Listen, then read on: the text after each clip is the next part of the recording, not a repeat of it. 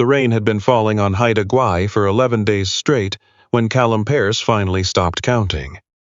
He had a system for that, for not counting.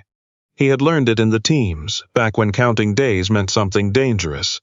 Meant you were already too far inside your own head to be useful to anyone. You stopped counting. You watched the tree line instead. You kept your hands busy. So he split wood. He split wood until the pile behind the cabin reached the eave of the roof, and then he split more because there was nothing else his hands knew how to do that didn't involve a trigger or a phone call he wasn't ready to make. The axe came down. The cedar cracked clean. The rain kept falling off the mountains and into the strait, and somewhere out there, beyond the gray, Vancouver Island sat like a memory he couldn't quite reach. He hadn't meant to end up here. That was the truth of it, and he'd given up pretending otherwise. 14 months ago, Callum Pearce had been the kind of man people described as solid, steady, the sort who showed up. He'd done 3 combat deployments with Kansofcom, come home each time with most of himself intact, married a woman named Diane who laughed like she meant it, and built something that looked, from the outside, like a life that had managed to hold its shape. Then Diane's diagnosis came in October. By March, she was gone. People said things after, kind things, mostly. They said she fought hard. They said she was at peace. They brought casseroles and left them on the porch, and Callum ate them cold because heating them up felt like it required a version of himself he no longer had access to. His sister flew out from Sudbury. His old team leader, a man named Barrett, called twice a week for 2 months until Callum stopped answering. It wasn't that he wanted to disappear. It was more that the man who knew how to stay had gone somewhere Callum couldn't follow. He'd found the property through a real estate listing he barely remembered reading. A cabin on the northwest coast of Graham Island. The kind of place where the trees were so tall and so old they blocked out the sky even in summer. No nearest neighbor listed. The listing had said rugged and remote, and Callum had thought, yes. Exactly, he paid cash, drove up to Prince Rupert, took the ferry across, and arrived in a November so gray and wet it felt like the island was already keeping its own kind of grief. He had been there 7 months now. He had not spoken to another person in 6 weeks. The morning it happened, the rain had finally stopped. That was the strange part. He remembered that clearly, the way the silence of no rain felt almost loud after so many days of it. He'd come outside just to stand in it, this accidental quiet, holding a mug of coffee he'd already let go cold. The logging road that ran past his property ended about 2 kilometers north in a wash of old clear-cut and scrub alder. Nobody used it except the occasional ATV in summer. In November, it belonged to the deer and the ravens, and the particular quality of mud that Haida Gwaii produced. Deep, reddish-brown, the kind that pulled at your boots with a seriousness that felt almost personal. He heard the dog before he saw her. It wasn't a bark. It was something lower, more careful than that. A sound between a whimper and a held breath. The sound an animal makes when it has already learned that making too much noise brings the wrong kind of attention. Callum put his coffee down on the porch railing and stood very still. She came out of the alders on the north side of the road. A shepherd mix, he thought. Part German shepherd, maybe some husky in the face, the kind of dog that looked like it had been built for weather. She should have been suited to this place, but she was soaked through in a way that went beyond the morning's earlier rain, soaked the way animals get when they've been wet for days without shelter, and she was carrying herself low, her belly close to the ground, which was when Callum saw. She wasn't just walking carefully because she was afraid. She was walking carefully because she had 3 pups with her, and they were struggling to keep up. They were maybe 6 or 7 weeks old. Young enough that the mud came up past their knees, and every step required a kind of full-body commitment that was almost heartbreaking to watch. One of them, the smallest, kept sitting down and then lurching upright again as if it had made a deal with itself about not giving up. The mother kept turning back to check. She would walk a few steps, stop, look back, wait, walk, stop, look. Callum had seen that kind of vigilance before, not in dogs. In people, he crouched down slowly. The way you crouch when you want something scared to understand that you are making yourself smaller. He didn't speak, he just waited, the cold of the road seeping up through the knees of his jeans, and let her look at him. She looked at him for a long time. He could see her working it out. He could see the calculation happening behind her eyes, the weighing of risk against need, the exhausted arithmetic of a mother who has been making impossible decisions long enough that she can no longer afford to be wrong. Her pups were shaking. The smallest one sat down again in the mud and didn't get back up. She took 2 steps toward Callum. Then she stopped and looked back at her pups and then looked at him again. "I know," he said quietly. It was the first thing he'd said out loud in 6 weeks, and his voice came out rough and strange, like a door that hadn't been opened in too long. "I know you don't know me. That's all right. Take your time." He didn't move. The cold worked its way up through his knees and into his hips, and he ignored it the way he had been trained to ignore discomfort. Not by fighting it, but by letting it exist alongside him without giving it too much authority. She came to him in stages, first to within 3 meters, where she stopped and lowered her head and looked at him from under her brow, in a way that was almost formal, almost a question. Then to 2 meters, where she sniffed the air between them. Then, finally, close enough that he could have reached out and touched her, though he didn't, she put her nose against his hand. He exhaled. "Okay," he said, "let's get them inside." He didn't have dog food. He had canned salmon, which he warmed in a pan and set out in a shallow dish that was actually a pie plate Diane had packed when they'd gone camping on the Sunshine Coast 5 summers ago, the last trip before everything changed. He noticed this, the pie plate, and filed it away in the place where he kept things he couldn't look at directly yet. The mother ate with one eye on the door. The pups, once they'd been dried off with an old flannel shirt and placed near the wood stove, collapsed into each other like they'd been waiting their whole short lives for permission to stop moving. The smallest one, he thought of it as the smallest one, not yet ready to name it, not yet ready to commit, pressed itself against the warm side of the stove and made a sound that was barely there, somewhere between a sigh and something more complicated. Callum sat on the floor with his back against the couch and watched them. He hadn't sat on the floor in months. He hadn't had a reason to. The floor of the cabin was where he kept his boots and a stack of books he hadn't opened, and a feeling he couldn't name. Something low and formless that had settled there after he arrived and never quite left. Now it had dogs in it. He drove into Masset the next morning for supplies. Proper dog food, a bag of kibble, a second-hand water dish he found at the hardware store, a small crate the woman behind the counter told him he probably wouldn't need. "They'll sleep where they want," she said. She was older, maybe 65, with the kind of face that had spent serious time outdoors and didn't apologize for it. "That's just how dogs are." "I know," Callum said, and then, because he hadn't talked to anyone in a while and the words felt like they needed somewhere to go, "I used to have a dog, military. His name was Fenwick." The woman looked at him properly then. Not in a prying way, just looking, the way people in small northern towns look when they are deciding how much of the story they want to carry for someone else. "What happened to Fenwick?" she asked. Callum had not talked about Fenwick in 14 months. Fenwick had been a Belgian Malinois.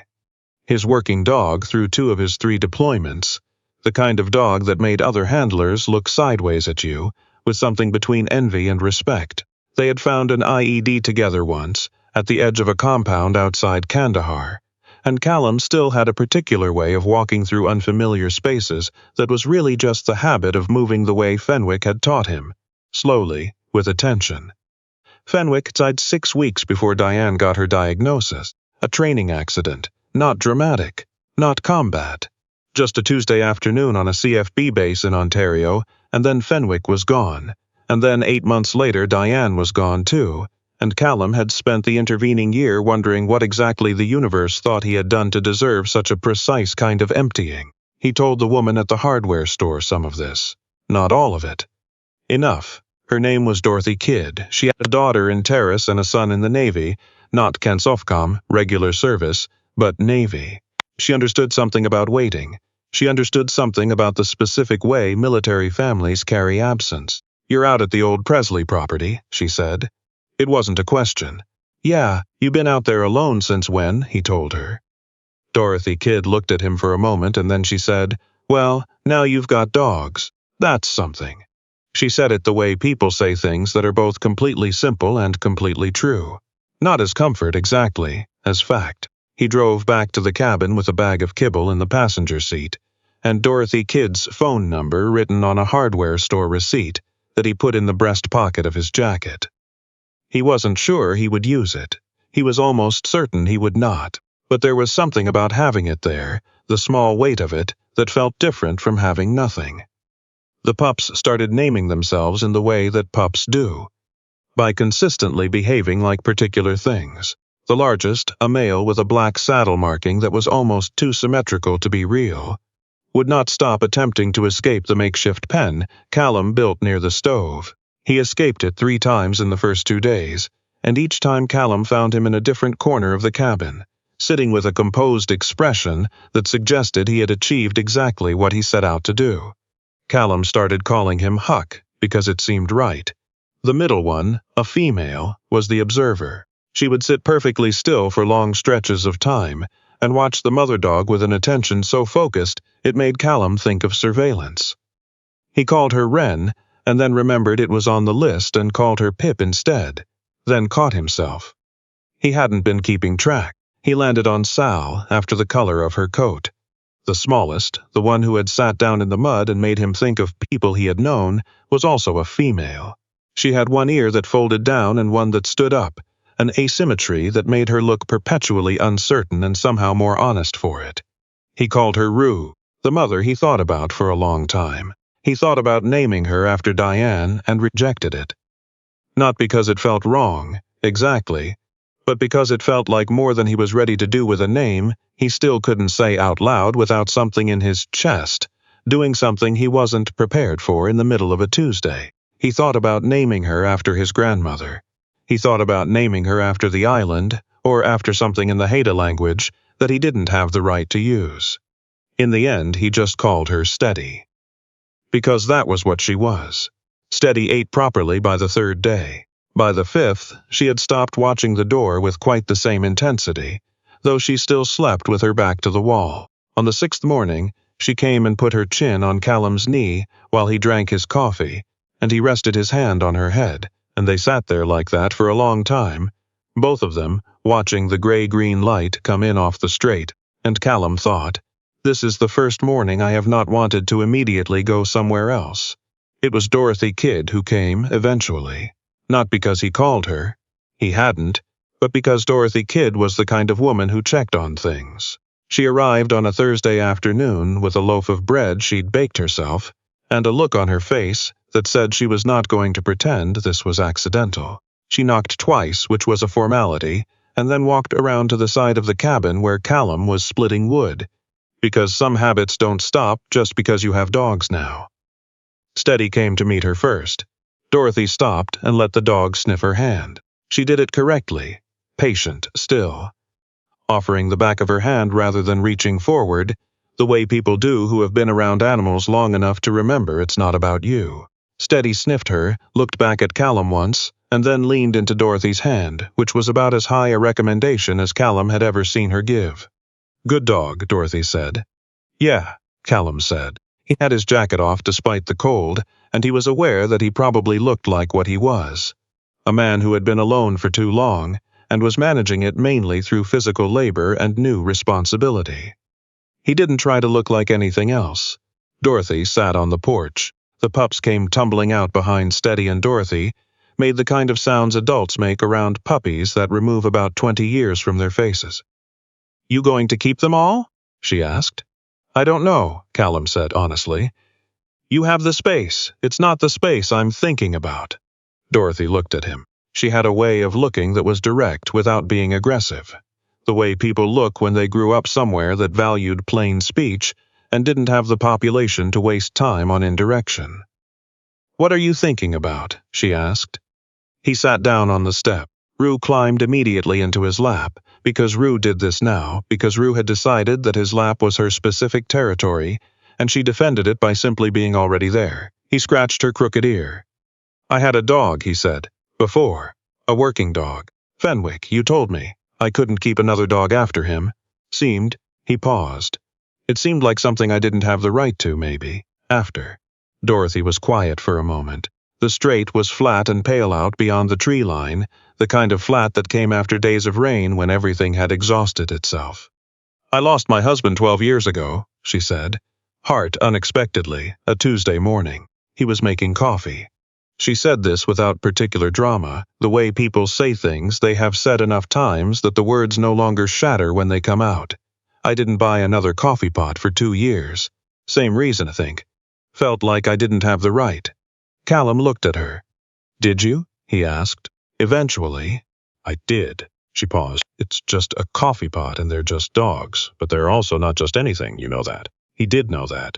She found me, he said. Steady, I didn't go looking. Sometimes that's how it goes, Dorothy said. Things find us when we're not moving fast enough to avoid them. He almost laughed. It surprised him. The almost law, the way it arrived without warning from somewhere he hadn't known, was still there. Rue looked up at his face as if to check the source of this new vibration, satisfied herself, and put her head back down. The light was going by then, the particular winter light of the islands that seemed to leave not through the sky but sideways, through the trees. Dorothy stood up and brushed dog hair from her jacket with the resignation of someone who had stopped expecting any different.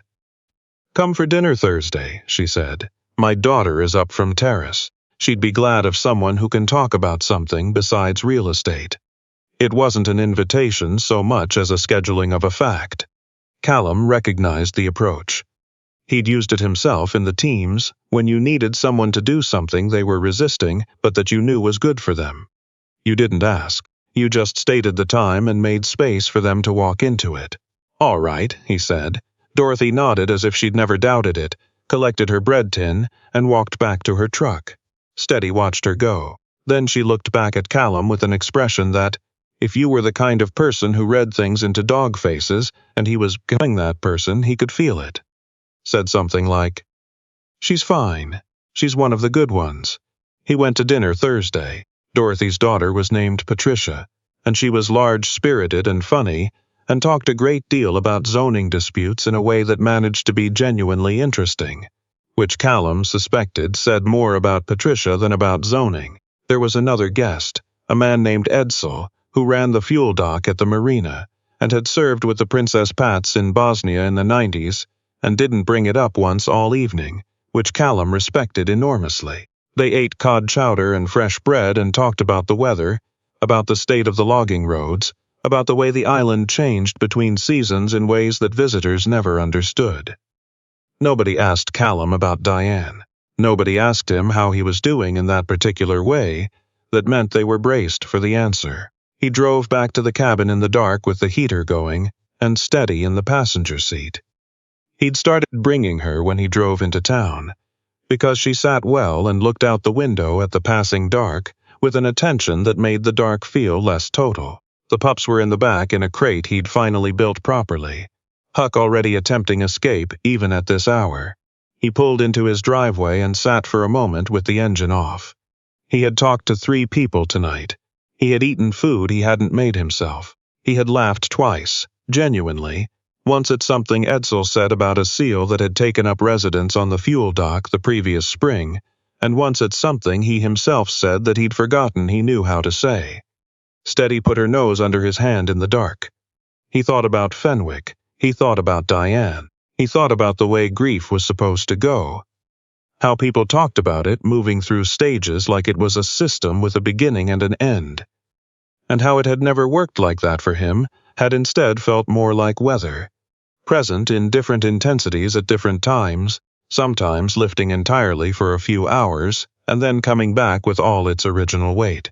But there were dogs in his cabin now. There was a woman in Marseille who baked bread and scheduled facts. There was a man named Edsel who had been somewhere hard and come back and was running a fuel dock and talking about seals, and that seemed in some way Callum couldn't fully articulate, like evidence of something important. You didn't recover from loss. He understood that now. You just slowly accumulated enough new things that the grief had more to share the space with. He got out of the truck. Steady jumped down after him. From the crate in the back came the sound of Rue making her quiet, stubborn sound. Not quite a whimper, not quite a sigh. The sound she made when she wanted to be picked up but hadn't decided yet whether she was going to ask properly. He picked her up anyway. She pressed her warm, small face into his neck, and Callum Pearce stood in the driveway of his cabin on the northwest coast of Graham Island. in the dark, in November, holding a puppy with one folded ear and one straight one. And for the first time in 14 months, he did not feel like a man who had been emptied. He felt like a man who was, very slowly, being filled back up. In the spring, he built a proper dog run along the south side of the cabin, with good cedar posts and hardware cloth and a gate that Huck could not open, though Huck spent considerable effort testing this theory. He found homes for 2 of the pups. Huck went to a family in Queen Charlotte with 3 children who needed exactly that energy. Sal went to Edsel, who had been asking for her since December, and kept Rue, because Rue had already decided, and there was no arguing with that. He kept steady, of course. He'd never really considered otherwise. Dorothy came for coffee on Saturdays when the weather allowed, which on Haida Gwaii meant approximately every other Saturday, and they'd sit on the porch with the dogs and look out at the gray-green water and talk about the things that people talk about when they have stopped needing to explain themselves to each other. He called his sister in Sudbury. He called Barrett, his old team leader, and apologized for the silence, and Barrett said what soldiers say, which is, "Forget it, you're good, are you eating enough?" He started driving into Massette twice a week instead of once. He didn't stop missing Diane. He didn't stop missing Fenwick. He had stopped expecting to. But some evenings, with the fire going and steady at his feet, and Rue wedged improbably between the couch cushions, in the way that was technically not allowed, and had never once been successfully discouraged. Some evenings, Callum Pearce sat in the small, warm light of his cabin on the edge of the country, and felt something that was not happiness exactly, but was perhaps its honest precursor. Something that felt, after 14 months of nothing, like enough.